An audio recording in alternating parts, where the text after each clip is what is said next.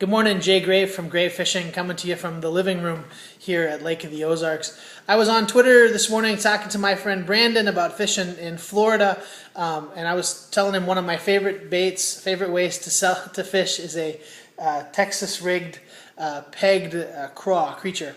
So this is how I do it. This is a 65-pound braid on a 6'6" Daiwa rod with a Daiwa Lagoina reel. I take the braid, I take a bullet sinker. This is a 1/4 ounce. I like to use the lightest sinker I can to get down to the bottom fast. So if a 1/4 ounce isn't getting you there, you can throw something heavier. If you're in lots of mats, you can do that. That 1/4 ounce sinker just goes right on there like that. Ta-da! Then I take a hook. This is a 2-aught extra wide gap worm hook. I like to Palomar knot this. There are other guys who tie different knots. It's really up to you, but the Palomar knot I like to use because it's the easiest knot for me to tie quickly. I tie a lot of them, and I've never had a problem with them breaking. So a regular Palomar knot, stuck together. Make a funny face. Thank you. Regular Palomar knot around this hook. Even with braid, I like to get my Palomar knot really wet with spit when I cut it. When I tie it, when I cut off the tag end, because you don't need that. Here's a tip inside of a tip. These are 79-cent back-to-school scissors. Get them at your local store when school time starts. Buy a bunch of them because you use them all year long, and when you lose them, it only costs you 79 cents, so it's not a big deal. Now, I also buy these plastic, I'll get real close. These are plastic crappie jig stoppers. These are from Mr. Crappie. They're called T-stops. You can see I bought these on sale on clearance at Walmart. When they're on clearance, I buy them all. I buy a bunch. They're just pieces of plastic. You take that piece of plastic, you bite off a little bit of an end so it's sharp.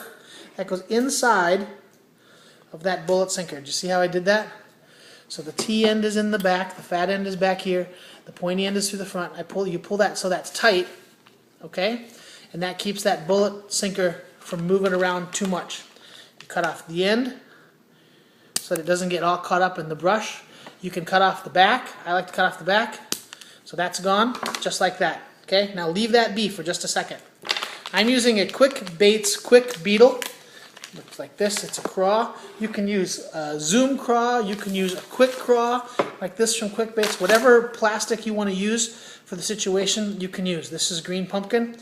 I rig this through the head, out the body, around the corner, so like that. Then I put it back through the body, and I lay the hook on top of the body. See how it sits there? I slide that up there, and now that's weedless. Break apart the little legs so it flops around. Now, here. Slide that down. And that's it. It's pegged, so the sinker doesn't go anywhere. It fishes like a jig, drops down to the ground and sits like a jig, just like that. And it's cheaper than a jig. You don't want to lose a $4 jig. This is just a bullet sinker. You get hung up, you break it off, you tie on a new one. I fish this a lot. Okay, I fish this a lot at Lake of the Ozarks. Sometimes when the fishing is slow, I talked about this yesterday with the swivel shot rig, you can do the same thing. This was in the comments with a pegged bullet sinker. Now look at that. See, it's like a little baby Carolina rig or a really heavy split shot, a swivel shot rig or split shot rig. You can fish that real slow, and this will float up behind. Lots of versatility with the pegged Texas rig, just like that. Thanks for watching Grave Fishing. Make a funny face. Subscribe to us at YouTube. Visit us at facebook.com/jgravefishing. Go to gravefishing.com to watch all the videos and see what we're up to. Thanks a lot. Have a great day. Bye. Bye.